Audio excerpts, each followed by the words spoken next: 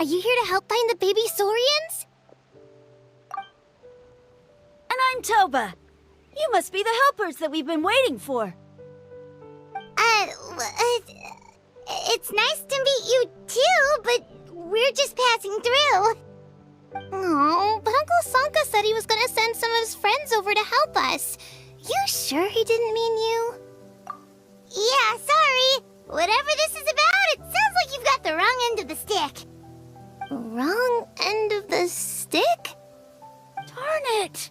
We've been tricked, Hoonie. I should have known that Glasses Guy was a con artist. What are we supposed to do about the baby Saurians now? Time's running out. It's okay, Hoonie. Don't worry. Why don't you tell us what happened with these baby Saurians, huh? There's been a lot of unrest in the tribe lately, and my dad's Saurian got injured. Her name's Nana, and she has 3 little babies.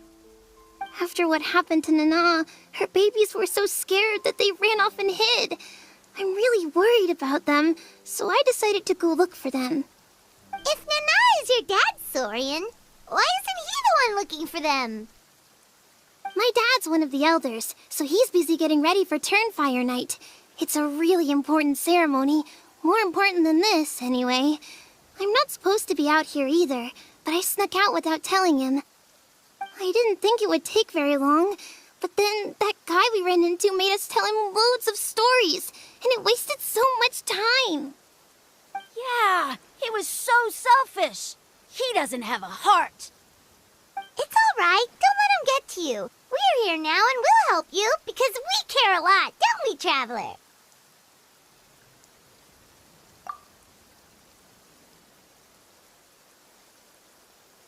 They should be. I already managed to find their tracks, and it seems like they're hiding on the cliff.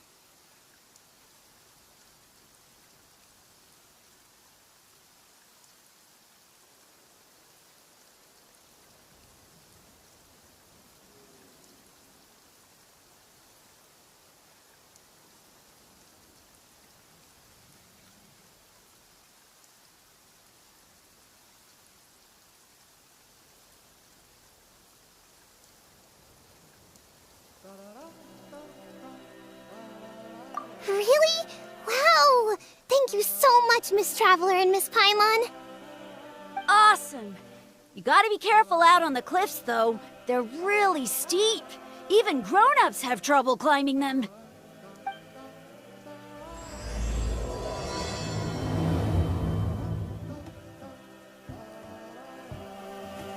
Hoonie said the baby Saurians are on the cliff, so let's find a way up.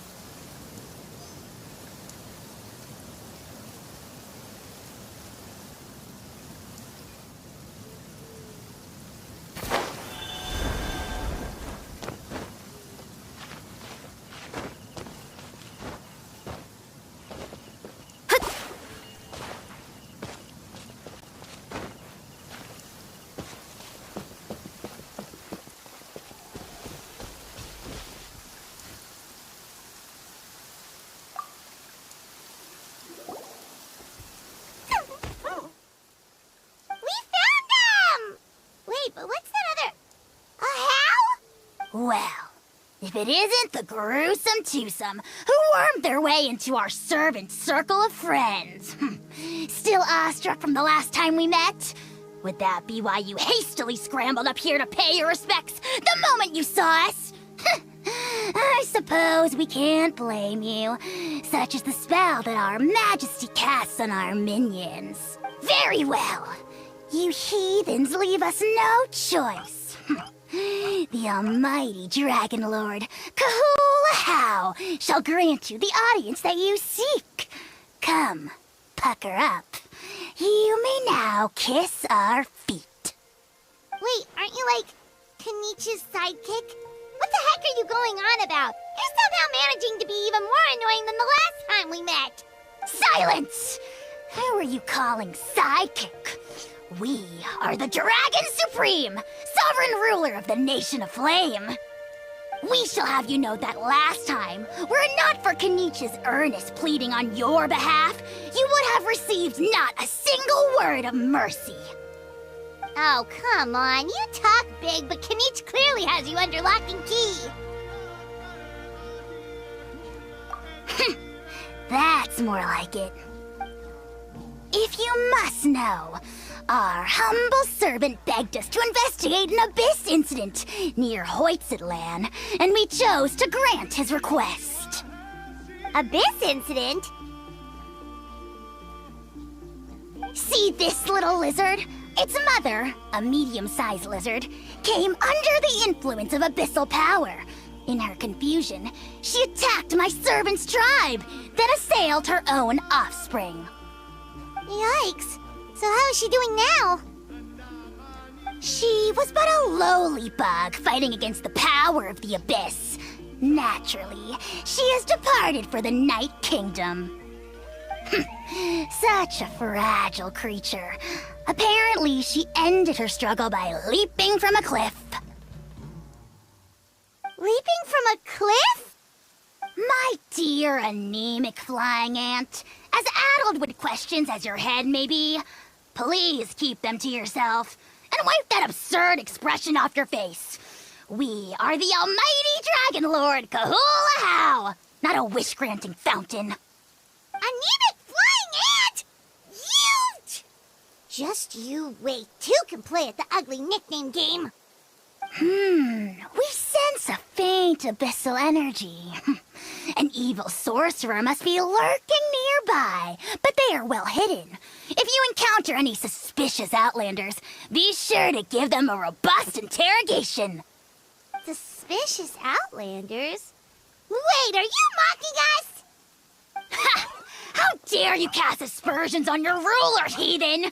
You're just lucky that our servant has such vile taste in friends. Otherwise, we would beat you black and blue, and then purple, then black again!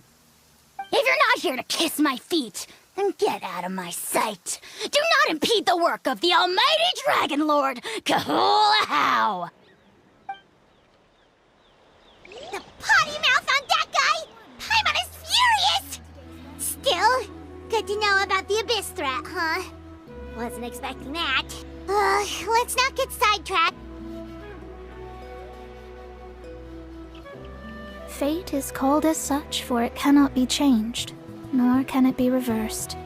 It can only but be accepted.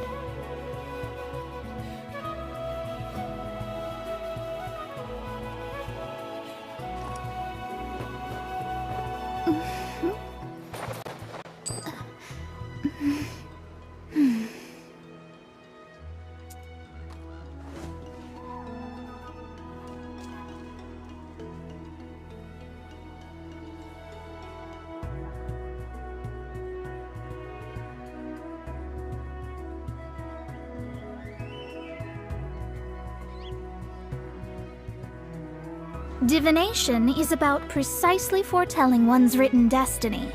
Over-embellishing that fate only leads to misconception.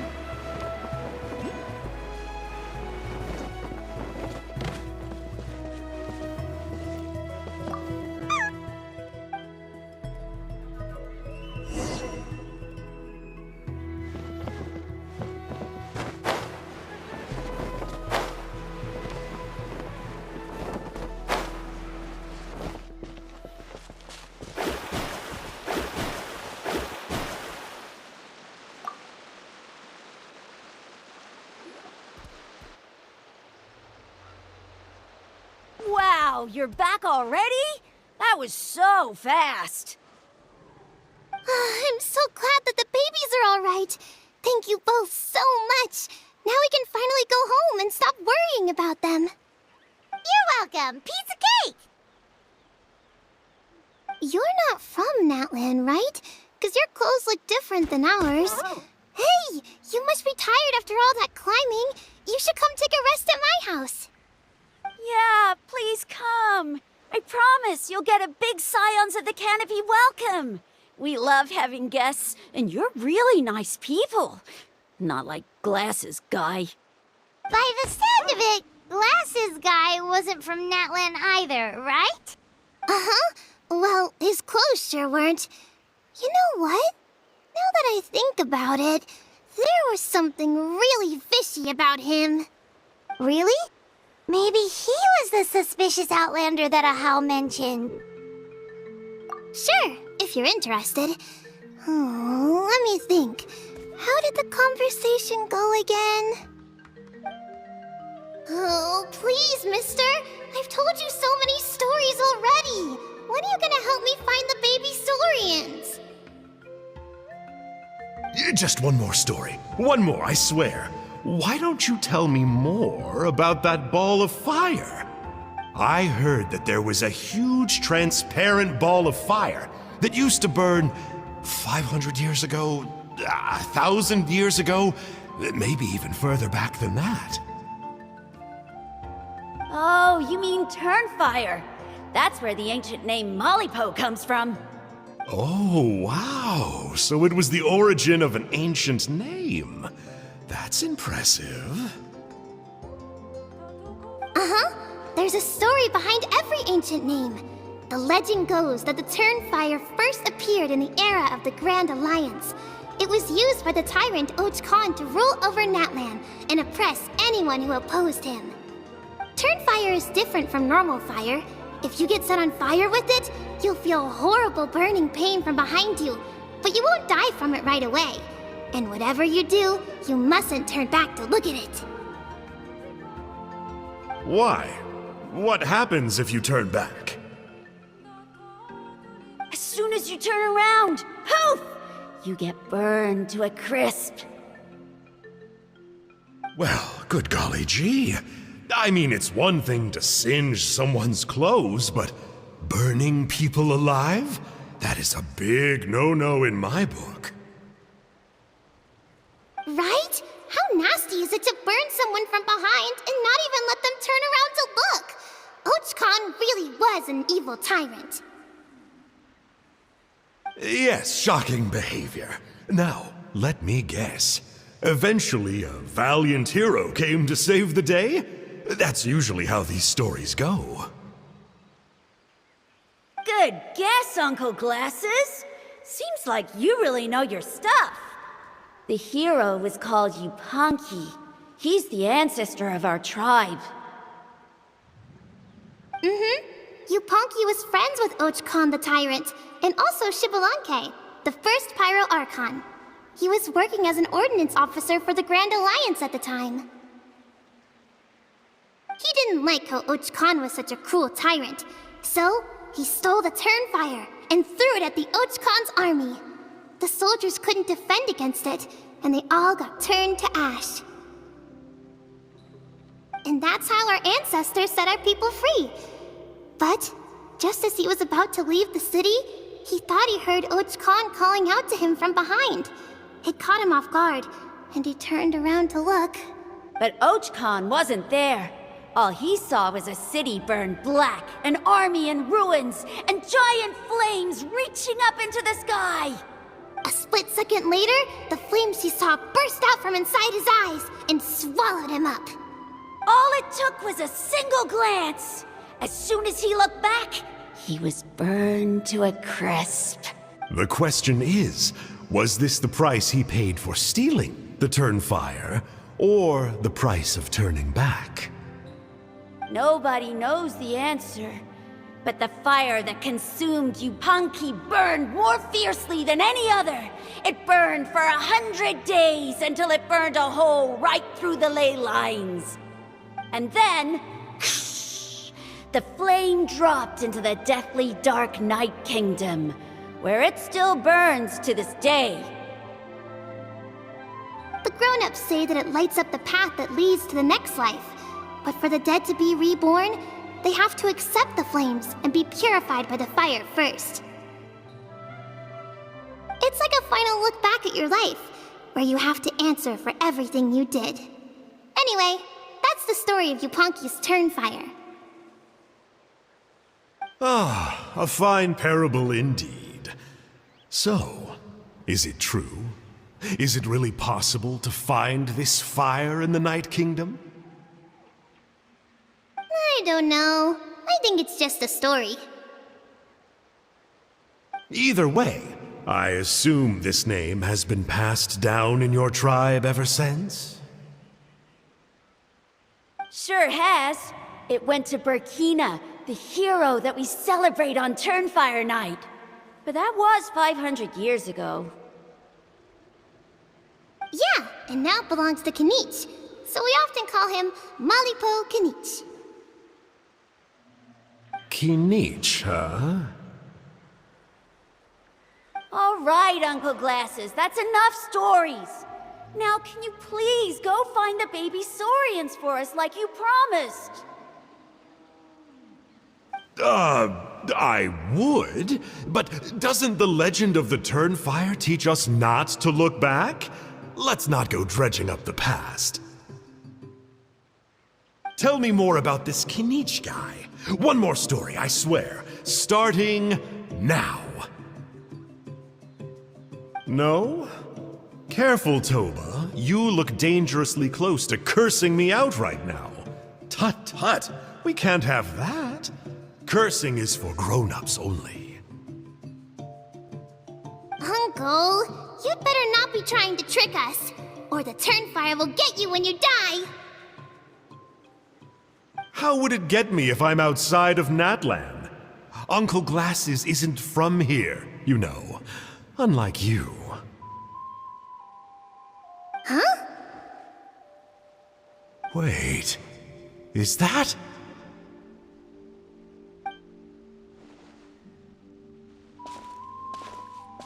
All right, kiddos. I'm a man of my word. 2 of my friends are on their way here, and, yeah, they'll help you out on my behalf. Work them like dogs, okay? That's what they're here for.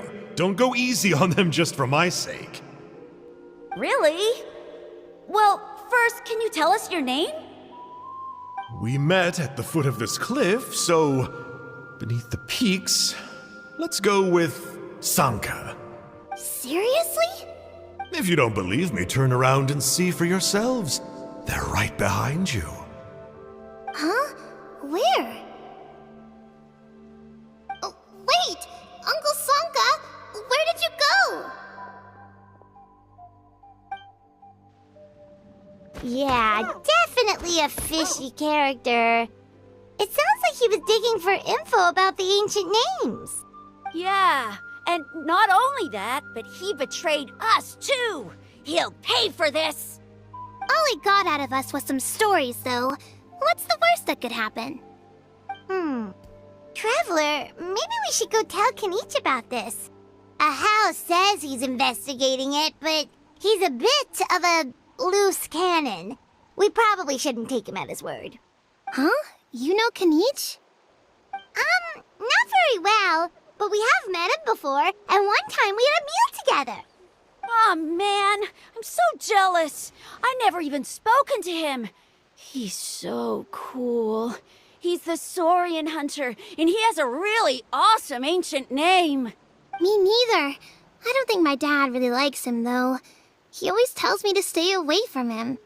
Probably because of that little creep he always hangs out with. He's nasty, and he's so full of himself. Oh, the creep who calls himself Kahul Ahau? Yeah, we've had the pleasure of meeting him too. He sure loves pushing people's buttons. Exactly. I don't know why Kanich partnered up with him. Why didn't he pick me instead? Uh-oh. Hoonie, look how late it is. We've been out way too long. We better get home now or we'll get yelled at. Oh, yikes. You're right. Okay, well, this path here leads to our settlement. If you decide to visit, remember to come to my house. If there's anything you need, my dad can help get it for you. Hope to see you soon. We gotta run. Bye for now.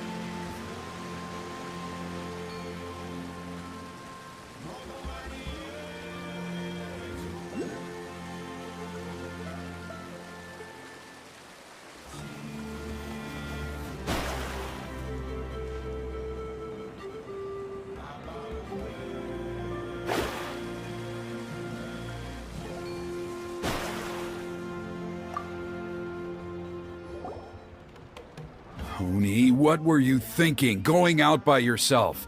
Don't you know how dangerous it is? It's okay. Toba helped me. And we met some kind strangers who helped us. And Kind strangers? What made you so sure they were so kind, huh? Oh, I suppose they had kind stranger written on their foreheads? yeah, actually, they did. In big, bold letters. Don't talk back to me. The Mountain King problem still hasn't been solved. What would I do if I lost you too? No dinner for you tonight. They were good people, Dad. Dinner or no dinner. Hello again, Huni. It's Miss Paimon and Miss Traveler. Dad, it's them. They're the ones who helped me. And I promised we'd take care of them if they came to visit. Oh, so you're the kind strangers. Well, I'm Trinidad. Apparently, you helped my daughter today, so if there's anything you need, just ask. As an elder of the Scions of the Canopy, I've got some influence around here. Now, I trust that you're sensible people who know better than to take advantage of their host's generosity.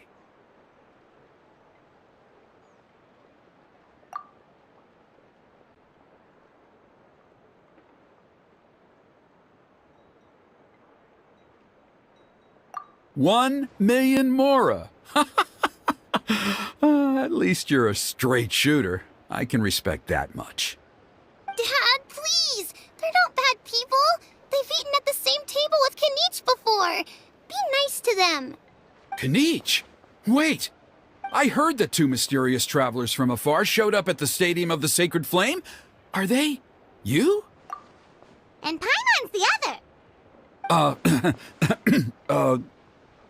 I do apologize. A lot's been going on in our tribe lately, and I suppose the pressure must be getting to me. I can't believe I was so rude to you. I feel ashamed.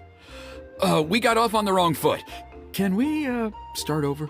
Oh, now we're talking. Seriously, though, don't worry about it. Already forgotten. We're just happy to see Huni got home safe and sound. Oh, you just arrived, I take it, and it would be my honor to give you a hero's welcome tonight. Careful now. That's quite an about face. We've heard that kind of thing can lead to spontaneous combustion around these parts.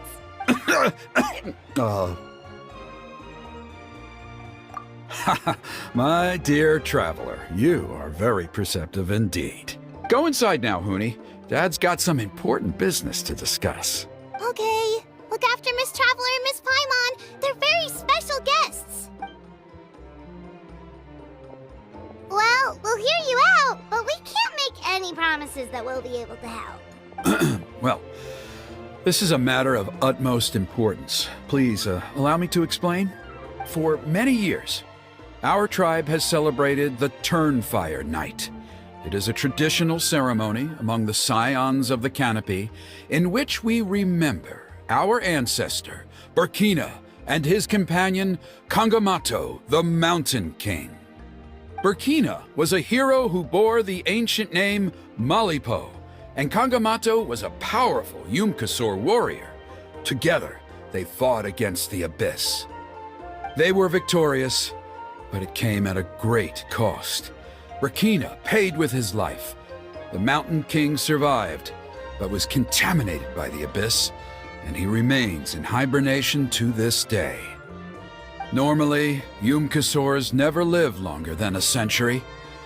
It is possible that the Abyssal Power is responsible for his unnaturally long lifespan. Oh, that's right. The Mountain King is a living symbol of our glory, but even this glory comes at a price. The Abyssal Power inside him is highly sensitive, and when it is disturbed, he awakens and flies into a blind rage, attacking anything that moves. So, besides the ceremony, another important part of Turnfire Night each year is cleansing the Abyssal Power inside the Mountain King, so that he will remain sound asleep. However, Abyss-related incidents have been on the rise in that land lately, as I'm sure you're both aware. As a result, it has become increasingly difficult to keep the Mountain King in hibernation. Only 5 months have passed since the last Turnfire Night, and he's already showing signs of instability. Has he woken up again? He has. We managed to contain the situation by performing a makeshift ceremony right away, but it was a close call. He could reawaken at any moment. Also, he attacked and wounded my companion, Nana, during the ceremony. She became contaminated by the Abyss as a result, and... We heard. Such a tragedy. We're really sorry for your loss. Yes, and Nana wasn't the first. Anyway, right now we're preparing for an exceptional Turnfire Night ceremony, and we need to find a suitable flame bearer. From what I've heard about your adventures, I believe you would be perfect for the role. Of course. Plus, he's a bona fide hero who inherited the Malipo name. Oh, you mean Kanich? Yes, he's the one. A hero, worth his weight in gold. And unfortunately for us, he's all too aware of that. No prizes for guessing what he said when I asked him to host a Turnfire Night outside of the annual schedule. An exceptional ceremony? Oh, I'll have to charge an exceptional price. I swear, no other concept exists in that boy's brain. I'm not the one to usually talk about people behind their backs, but I'm convinced the Wyab got hit on the head and took a wrong turn the day it chose to give that ancient name to him. I mean, have you ever heard of a hero whose mantra is, "What's your asking price?" Oh, and don't get me started on that insufferable Ahau he hangs around with. Thinks he's God's gift to mankind. Pompous fool. Yeah, Paimon has to agree on that last part. Anyway, the fact is, the ceremony can just as easily be done without him as long as we can find someone else. And besides, you two seem like much better candidates. So, what do you think? Well, there's only a few days left before the ceremony. We can't afford to waste what little time we have on negotiating with him. No, I much prefer if you would consider taking his place. Wonderful! I can't thank you enough. Huni was right about you. You have kindness in your hearts. Come with me to the other side of the mountain. I'll bring you up to speed on each step of the ceremony. Less experienced warriors, I'm sure you'll pick it up in no time.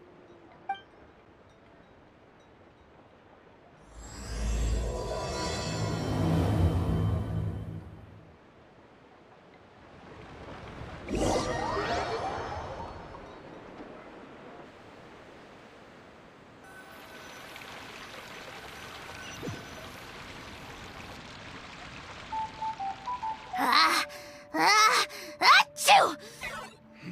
Curses! Who dares insult the great Kahul Ahau behind his back?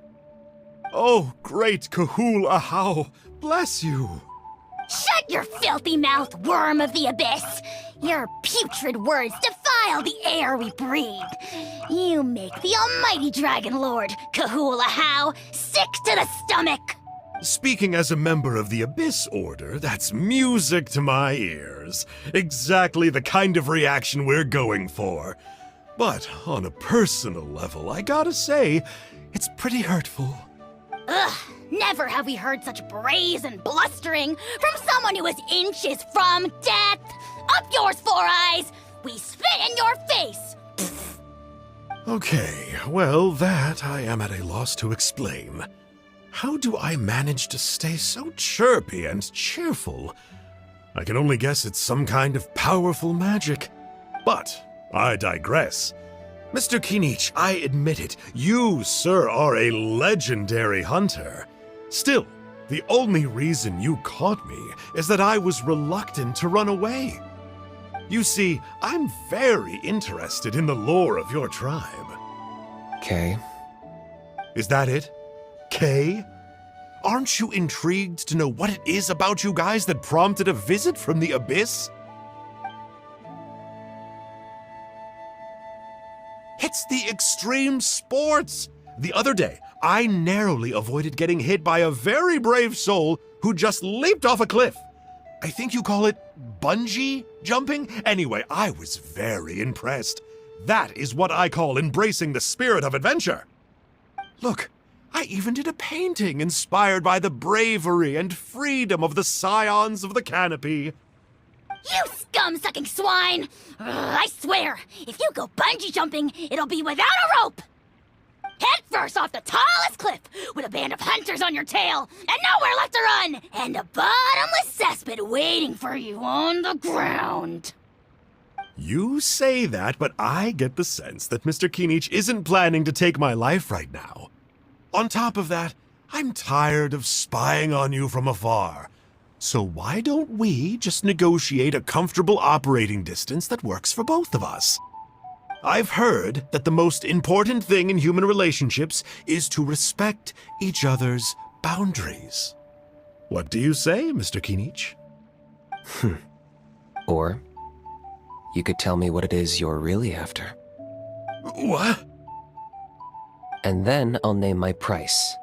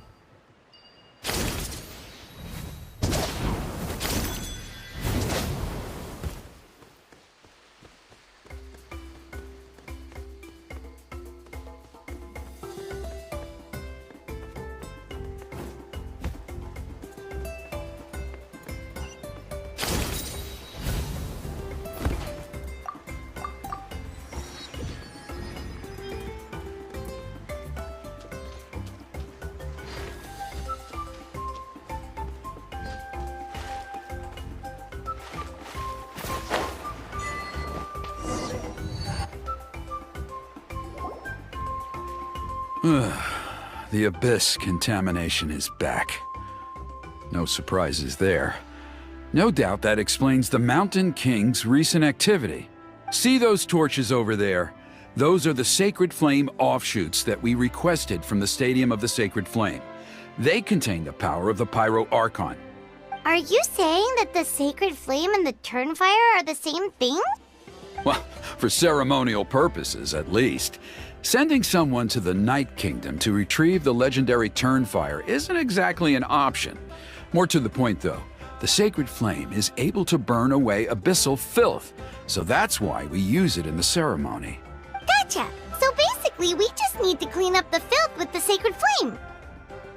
Well, that's one part of it, yes, but the complete ceremony is a bit more complicated than that. First, the flame bearer must collect a kindling of the sacred flame from the starting point, then use a grappling hook to fly up into the sky and light each of the sacred flame pillars.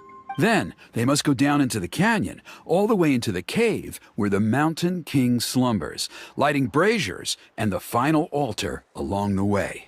The most skilled flame bearers can accomplish all of this without touching the ground once. As much as I hate to admit it, Kanich is capable of this. Wow! He can do all that flying without ever falling to the ground? Well, of course Paimon can. It'd be much harder for you guys. Well, don't worry. It's not a requirement of the ceremony.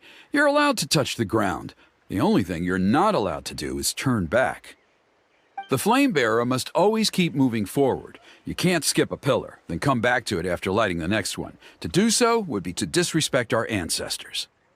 So, what actually happens if you do turn back? Surely the fires don't just go out.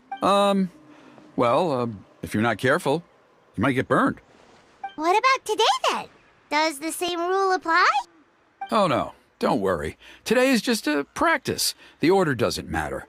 You just need to take the sacred flame, cleanse the filth, then go light all the braziers. Are you ready? I'll repeat all the key points again. Gather the kindling, cleanse the filth, and light all the braziers. I'll wait for you at the end.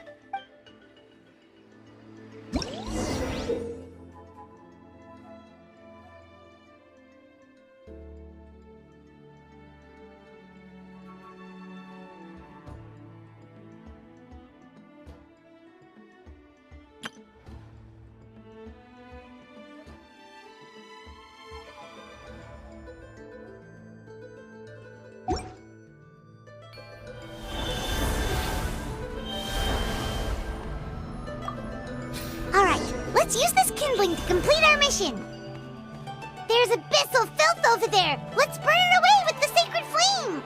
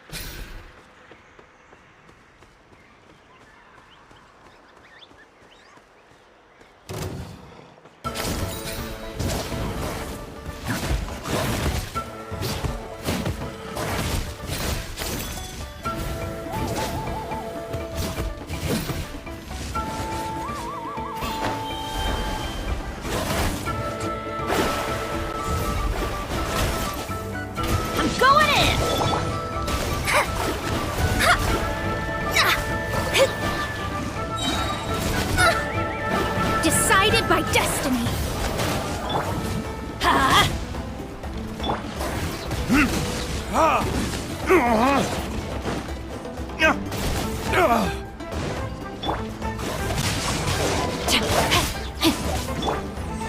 me scry. Let's light it up. Rain cutter. Burn!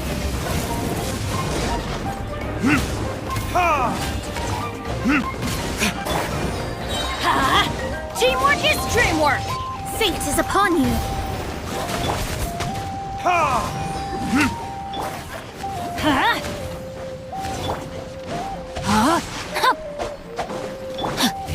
Delve into destiny.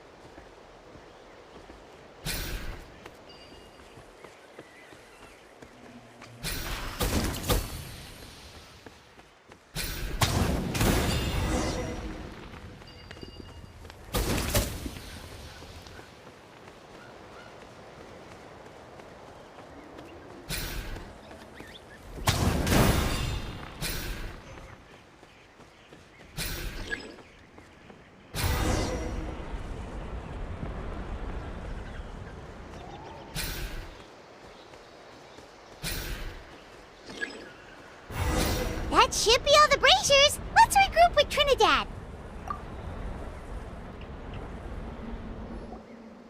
I knew I was right about you. You have outperformed all of the other previous candidates. If there was an ancient name for outstanding flame bearers, I'm sure the Wyab would consider you for the honor. Yeah, although it would probably take Paimon quite a bit longer. All right, now there's still a few days left until the ceremony, and I should probably get back so I can inform the chief and the other elders that I have found the flame bearer we need. Oh, you mean they've still got to sign off on it? Some of them are still hoping we can come to an agreement with Kanich, but that's only because they haven't seen you in action. Still, I'm the one responsible for securing a flame bearer, and my recommendation is you. Just for Paimon's own peace of mind, are you sure it's not going to be a problem having Outlanders take on such an important role in your ceremony? See that place over there? There was a time, long before the age of Burkina and the Mountain King, when we, Scions of the Canopy, called that our home. After a period of upheaval, our ancestors were forced to move away. Now, it has become a place where our youths go to develop courage and kindle a spirit of adventure. If we fail to keep the threat posed by the Mountain King at bay, it might not be long before we have to move again and find a new home. So, to answer your question, I think everyone will agree that you are the right choice. Fair enough. Desperate times call for desperate measures. I'll need you to drop by my place at some point before the ceremony, if that's all right. There are still a few final details that we need to discuss. Okay, see you later then. You have my gratitude.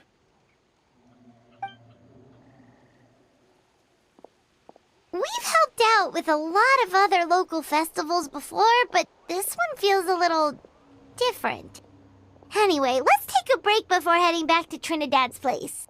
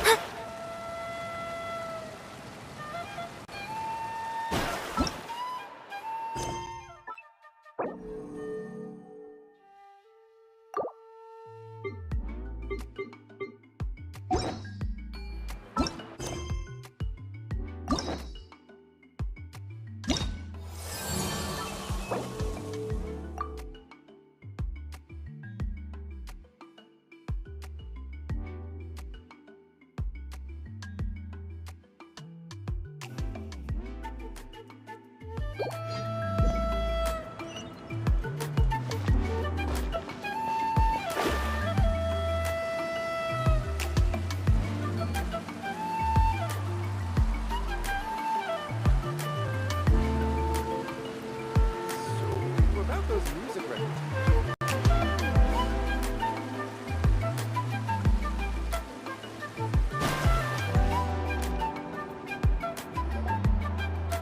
She's not back yet. Oh, I hope nothing bad happened to Master Chevin. Hey, that little kid is crying. Wonder what happened. Let's go check what's wrong.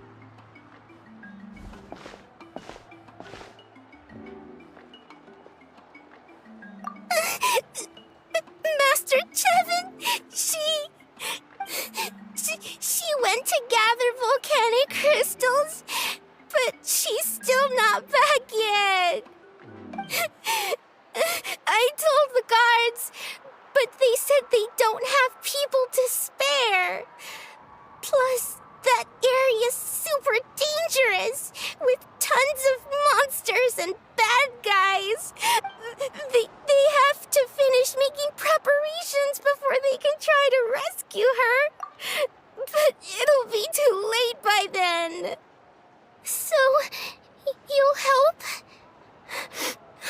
Great! I'll just make a quick sketch to show you where the guards went earlier.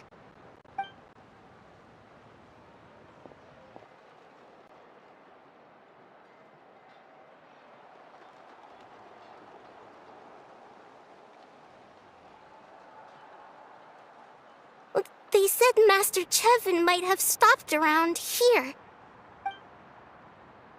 She might have been forced to go near the Umbral Needle. If that's the case, then... Please, you have to save her!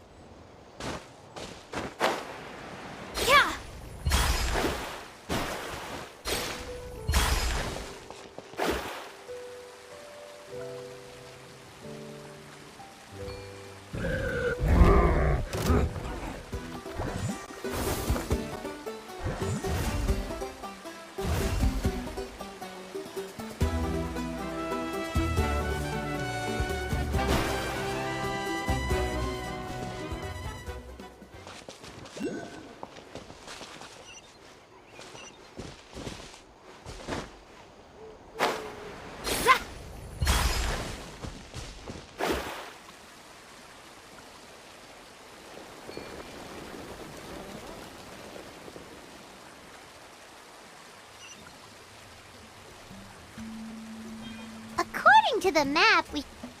Get away from me! Look, over there! Is that Master Chevin?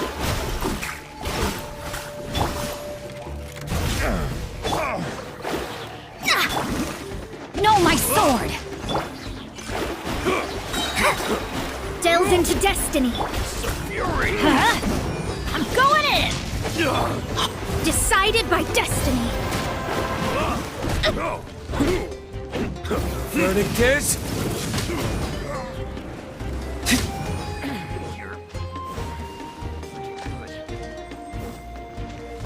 Ha! Ha! That was the low point. Rain outlines your fate. Shadows of fate. Where did you come from? So strong! Let's get out of here, boys! Run! Leave the stuff if you want to live! Drop all...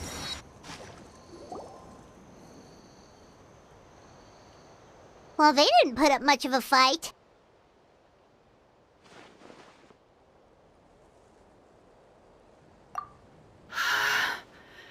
Thank you so much. I thought I wasn't gonna make it down this mountain alive. Saved by the Traveler. Guess my luck's not too bad today. Sorry. Let me introduce myself. I'm Chevin, a gem artisan. I'm not usually this lucky, but maybe things are looking up. She did, huh? I didn't mean to make her worry. I wasn't planning to be gone longer than 2 days, tops. But then, I discovered a new seam of volcanic crystal near the Umbral Needle. It's a large deposit and the purity is exceptional. I dug up a whole bunch of it and was getting ready to head back. But the phlogiston within the crystals attracted monsters. I panicked and ran up a narrow path to avoid them. But by the time I was in the clear, I ended up running into those bandits. You showed up in the nick of time. If the situation was so dangerous, why didn't you just drop the crystals and run? I left most of them behind, believe me. I only kept the purest chunk. I have to bring it back no matter what. For Tlasoli and poor little Nechka. Ah, right, you wouldn't know. Tlasoli is a former ancient name artisan, and Nechka is her daughter.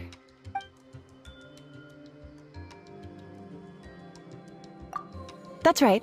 Or, well, she used to. Now she just handles regular forging commissions.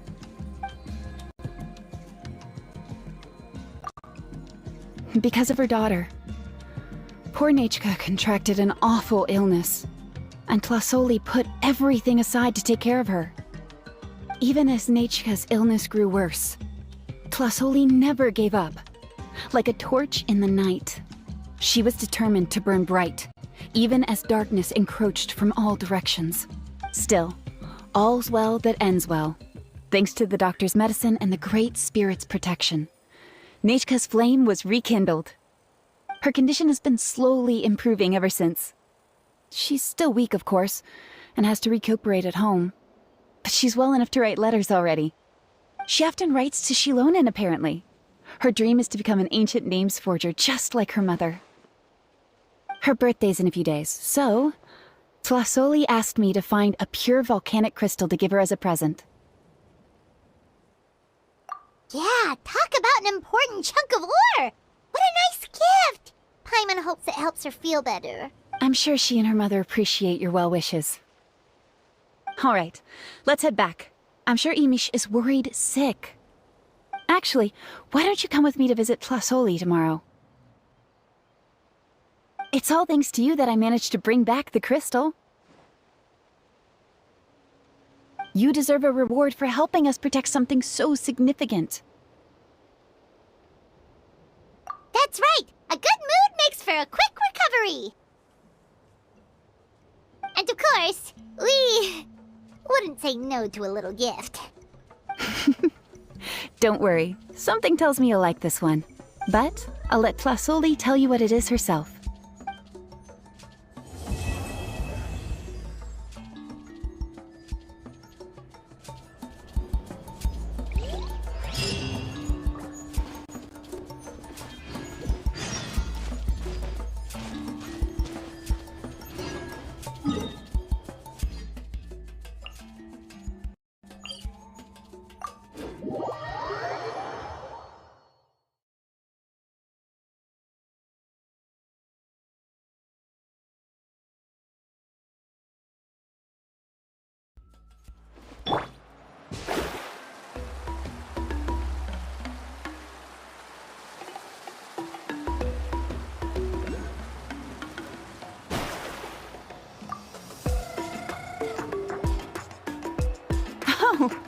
You're early. Looking forward to your gift? That's right. Nechka's been so sick, and Tlasoli had to give up what she loves. Things might get better, but they could probably still use some cheering up. I've already asked someone to swing by and let Tlasoli know we're coming. She's probably made all the necessary preparations. Let's go then. Do you mind watching the story niche? I'll be right back.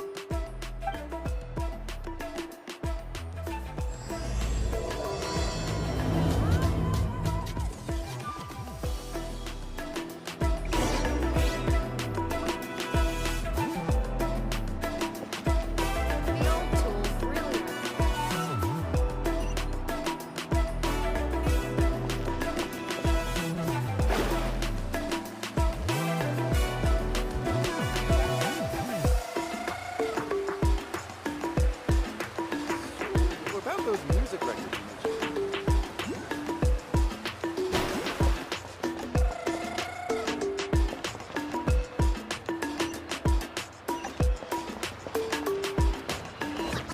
Careful not to confuse attitude with appetite.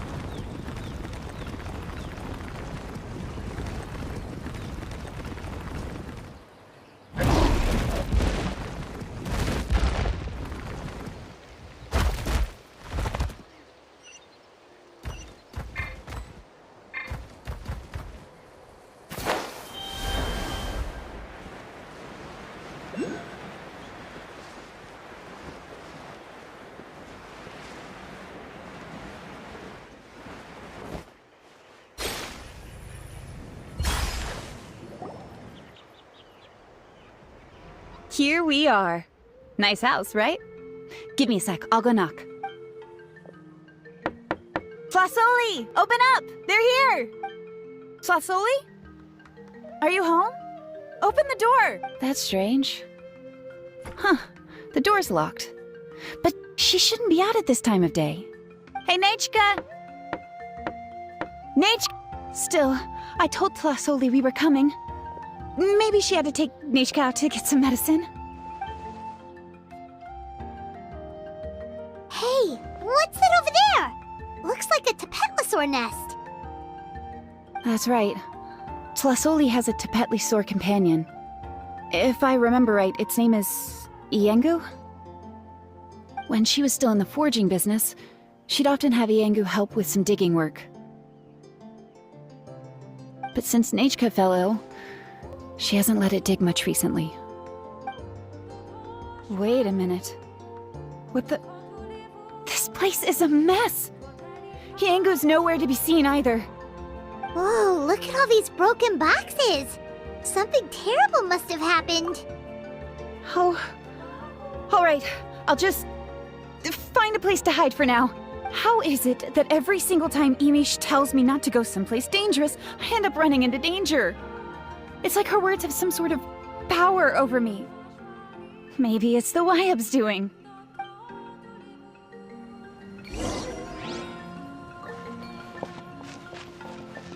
The tracks end at this cliff. Could the Tapetlosaur have climbed up the mountain? Let's head up there and see.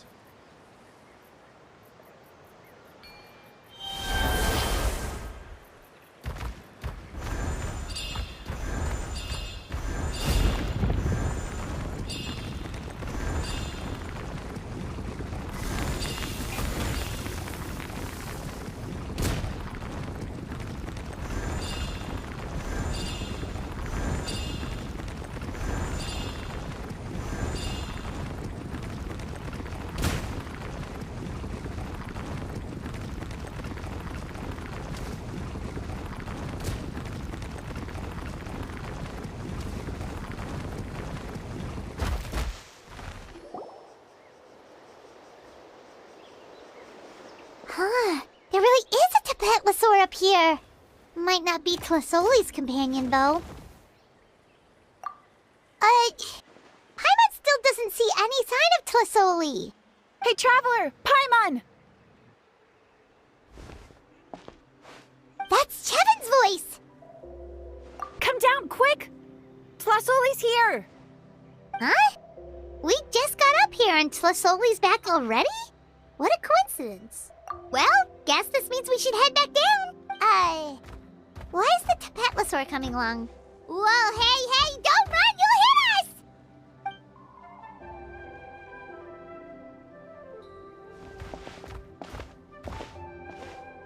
Iengu, come here. Are you being naughty again? Oh, that's a good Saurian. Oh, you must be hungry. Sorry. I'll whip up something for you later. All right, run along and play now. I'll come along in a sec. Huh? Sorry, you two. I was waiting for you at home when Nechka... Well, she snuck out and ran off by herself. She said she just wanted to pick some flowers for our guests. But she ended up getting lost along the way. Luckily, I managed to find her before long. Yeah, Chevin told us she was just starting to get better. She's still very weak. The shock and the cold winds certainly didn't help, so she ended up with a slight fever. I gave her some medicine and now she's in bed. But it's nothing a good night's rest can't fix. That said, she won't be able to meet you today. I'm sorry you came all this way for nothing. Don't worry about it. We know she's still recovering. Chevin told us how serious her illness was. Her health definitely comes first. We were just dropping by to check on her. Yes, and to run away from eating her vegetables. She's a fast one, that's for sure. She jumps over chairs, hides under the table, then runs all around the house. I can hardly catch her. Seeing how she is now, that's already enough. I really couldn't ask for more. Hey, cheer up. This is supposed to be a happy occasion. We do appreciate that she tried to welcome us with flowers. Anyway, Tlasoli, about the thing I was telling you before. Yeah, what did you get us? Well, it's a blaze gem inscription. I made it from the purest ore, so it's almost completely resistant to erosion. The techniques used to make it are all rooted in ancient name forging. Don't say that or the Wyld might smite me. The process just uses a few of the same techniques and materials. When I first made one, I didn't think it could serve any practical purpose, apart from the erosion resistance and the general aesthetic. But then Chevin suggested using the crystals to make a special kind of ornament. Blaze gem inscriptions made by an ancient name artisan, engraved with words that never fade. Quite the sales pitch, don't you think? Wow, that description really does make it seem special. Tlasoli's blaze gem inscriptions really are special, though. Word of mouth isn't always reliable. As information gets passed along, it becomes incomplete, forgotten, and sometimes even distorted. But the words inscribed on these crystals will stand the test of time. The inscription will never deteriorate, and the meaning will never get twisted. It's the perfect gift for a dear friend or significant other. You could even pass it down to younger generations. Yeah, let's get one! We can engrave our names onto it. Then once we find your brother, he can add his name as well. That way, our names will be together forever.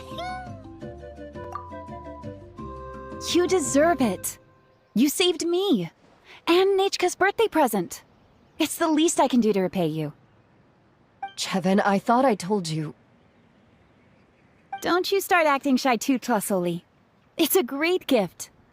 I know how much work goes into one of your blaze gem inscriptions. Well then, thank you both. I'll have it ready as soon as possible.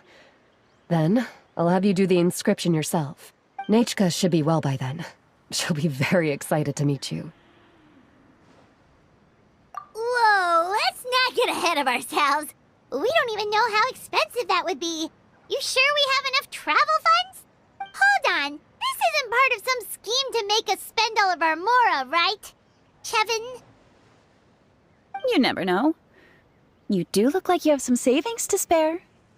No, don't listen to that traveler. You'll end up losing all your mora. In any case, it's up to you.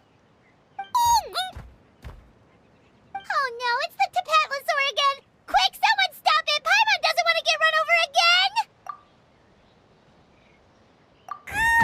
again! Also, if you don't mind, Tlasoli, I'd like you to help me repair my blaze gem inscription. I dropped it when I was attacked earlier. The rope and clasp both snapped, so I haven't been wearing it. I tried fixing it myself, but I just couldn't get it to stay. Could you help? Just leave it to me. I'll make it as good as new. Thank you, Chevin. for going all that way and... It was nothing.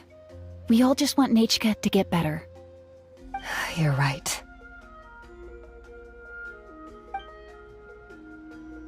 Miangu, behave yourself. I'll feed you in just a second.